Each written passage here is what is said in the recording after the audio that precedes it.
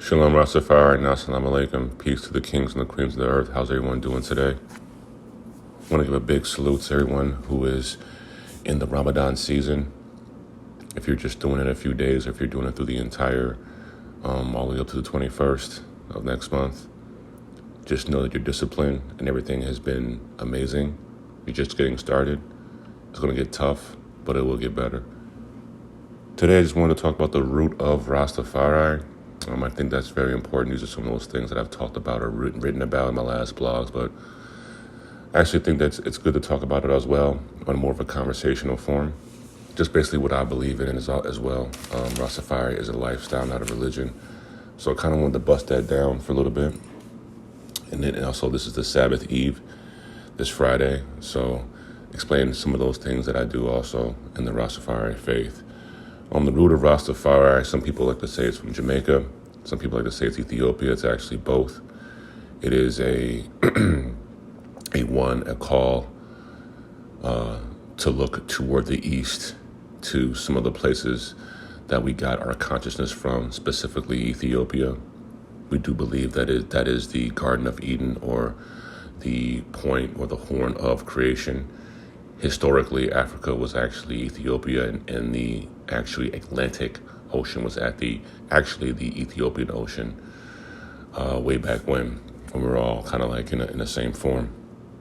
So we have that reference to almost getting back to the traditions of one's kind of a lifestyle or even religion. And I'm going to be really basic here because, again, Rastafari is just like cannabis in the form of that it is not really evolving like that. There is a truth basis. There are a lot of camps. There are a lot of opinions. There are a lot of truths also. There's a lot of people who, worship certain things, say certain things, say you're not real Rasta if you're not doing certain things. And even I've gotten caught up in that a little bit too, right? Kind of caught up in just maybe calling some people out, not pointing a finger, but stomping out some of the fake Rastas. And like I said, there's even a movement now when some of the artists that are, calling out some of the mainstream artists like Chronic's protege and all these people, and calling them funny Rastas because they don't really practice it like that. They just kind of have it. And in the sense of that, it's, obviously it's not good to the Most High that you are judging, right? You're judging or pointing fingers at anybody because of how they want to live their life. So we have to be careful about saying what's real Rasta and what's not, because there really isn't a basis for it. Some people I've seen without locks in their hair and they're 100% Rasta. That doesn't, just because you don't have locks or have locks does not make you Rasta. There's people who just have locks in their hair. How you practice, how you live your life, your ordinance of who you pray to. Those are the things that, to me, are Rastafari. Now, Rastafari, there's a bunch of meanings to Rastafari. I remember I told the meeting before and someone corrected me, but it was like, you're not really even correcting me. You're saying the same thing. Some people say it means head creator, or one to be reverenced. Some say it's even the name of. I remember when I had to correct some guy.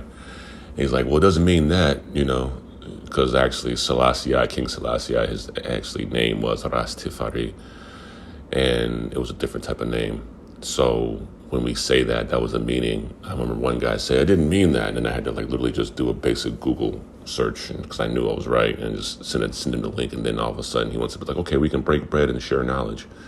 Well, that's why you don't really, come at someone and try to correct what they're saying, because there's numerous things.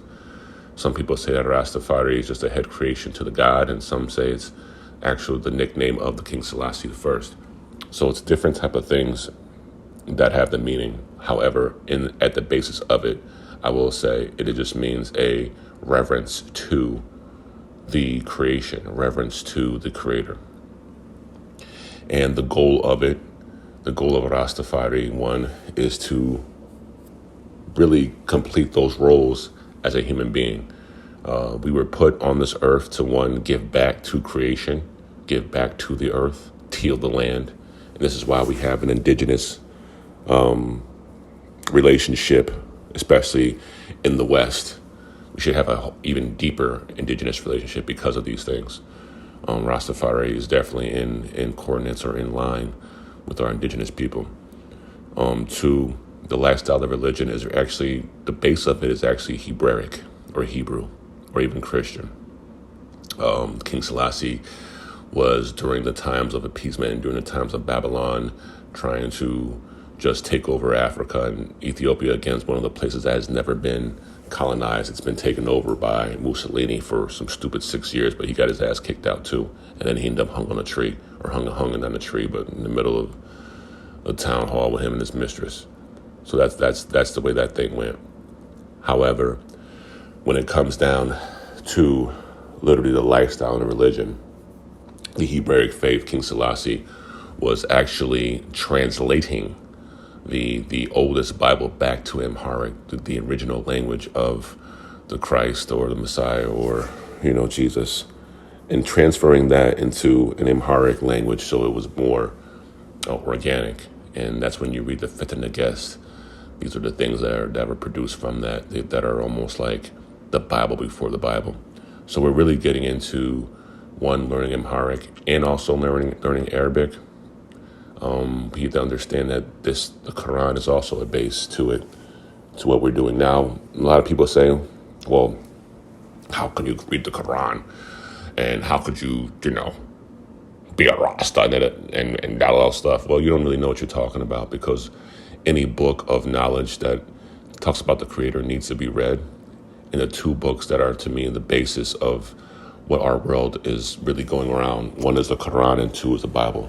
To me, the Quran, the Bible the Quran confirms the Bible, and it goes back and forth. So to me, you need to have that discipline also, and then that enables you you to go to the Bible and literally have a discipline and kind of, get through the Hollywood or Shakespearean language that the Bible mostly has.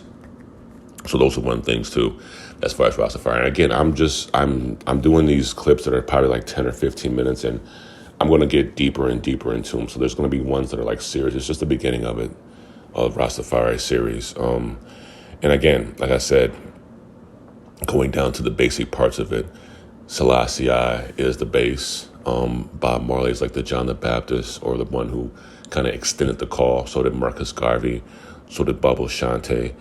So, there's a bunch of other ones. There's people who were even doing it before Marcus Garvey, who told us to look to the east because a king will be crowned.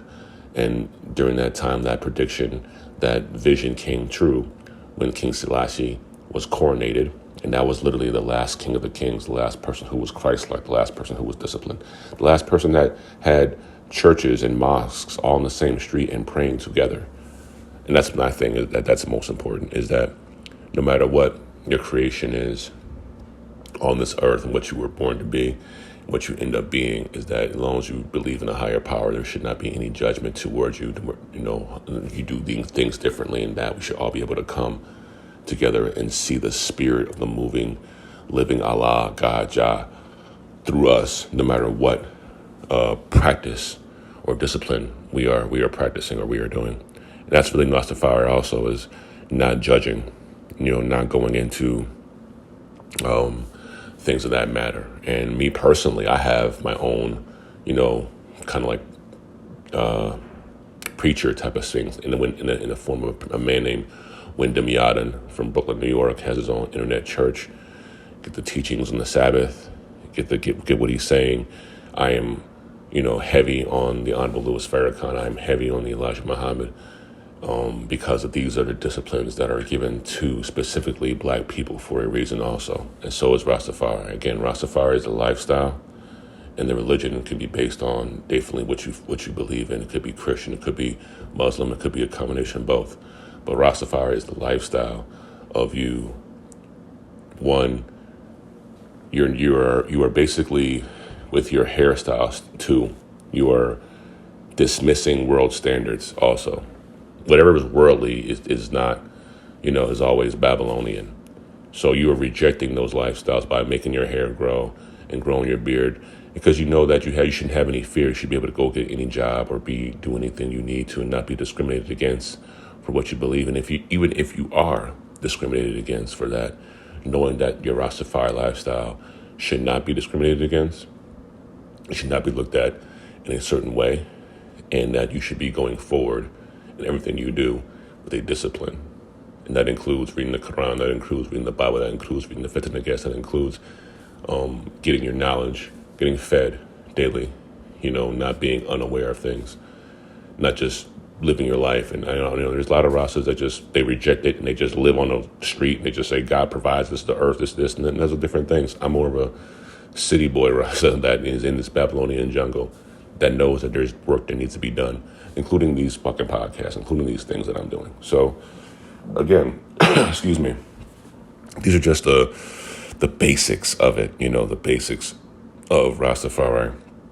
Excuse me, if you have any questions, let me know. And also notice that I did not say anything about cannabis.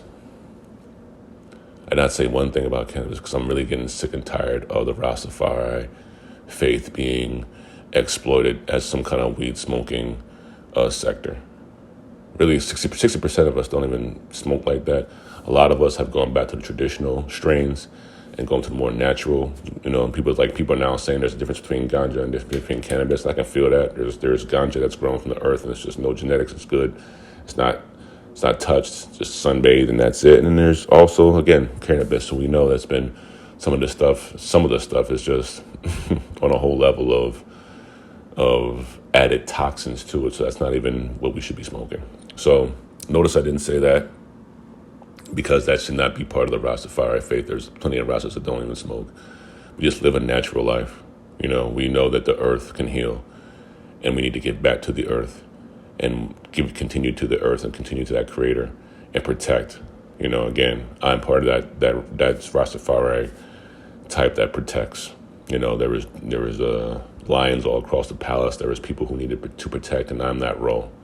So that's just basically the root of Rasta, but it's not even, it's a basic little, 12, 13 minute kind of bases off of it. And I'm going to get real deeper again on specifics about some of our elders that proclaimed it, some of the things that have changed, some of the laws that I've seen, and definitely going to do one about the exploitation, about how they have basically made us into the red, gold and green as now a weed or a cannabis call.